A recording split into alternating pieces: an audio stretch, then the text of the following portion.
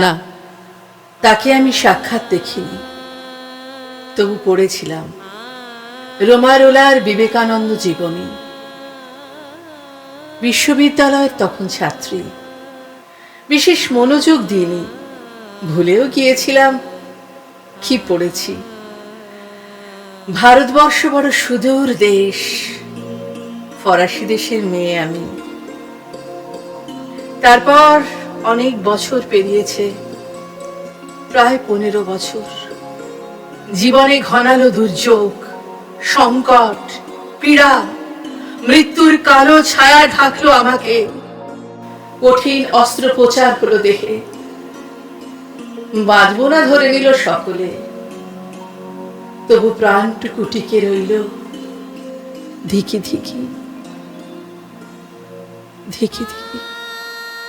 এই সময় এক বন্ধু এনে দিল বিবেকানন্দের যোগ গ্রন্থ। ওতে নাকি উজ্জীবক শক্তি আছে। আছে নাকি? আছে। অনেক কষ্টে কয়েকটি পাতা উল্টেছি, আর তখনই নীল আকাশ থেকে যেন ফেটে পড়ল বজ্র।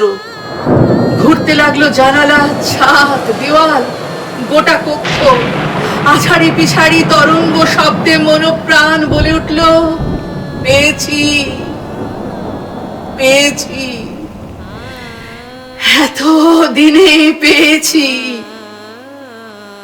এতদিনে পেয়েছি সত্যের দেখা। আরো কিছুদিন পরে, তখনও বিপদ কাটেনি, তখনও রয়েছে জীবন মৃত্যুর মধ্যবিন্দুতে। তিনি অকস্মাৎ দেখা দিলেন মহাশূন্য থেকে। স্বপ্নে নাকি? স্বপ্নে? জানি না, জানি না। কে? কে? বিবেকানন্দ? নিশ্চয়ই তিনি। যদিও তার ছবি কখনো দেখেছি বলে মনে নেই, তবে সৌন্দর্য বটে।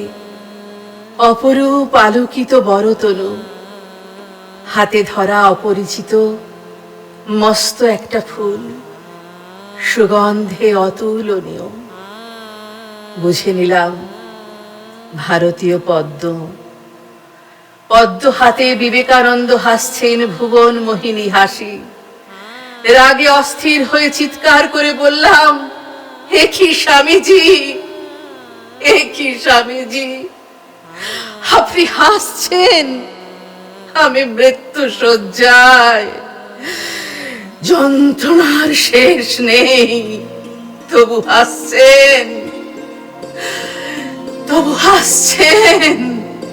কি নিষ্ঠুর, কি নিষ্ঠুর আপনি! তবু হাসছিলেন। হাসিতে পদ্মে একাকার। অসহ্য রাগে মুখ ফিরিয়ে নেব, এমন সময় চোখে পড়ল তার শরীরে। হে কি, হে কি! ওর বুকে অত বড় ক্ষত কেন? রক্ত ঝরছে, রক্ত ঝরছে, রক্ত ঝরছে অবিরাম। তবু হাসছেন, হাসছেন, হাসছেন। পবিত্র ঘণ্টার ধ্বনির মতো কণ্ঠ বাজল তার।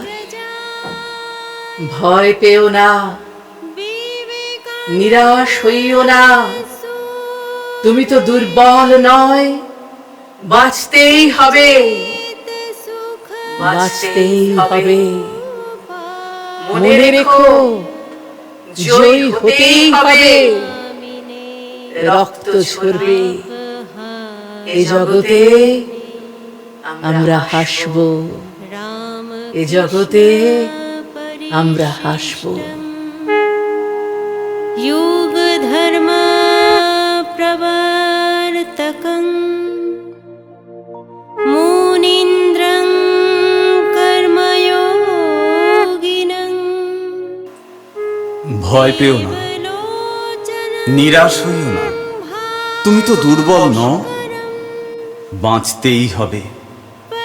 মনে রেখো, জয়ী হতেই হবে, রক্ত ঝরবে এ জগতে, তবু আমরা হাসব।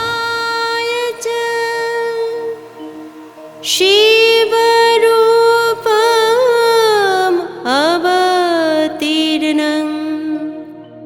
विवेकानन्दं प्रणमामि। 「 प्रणमामि।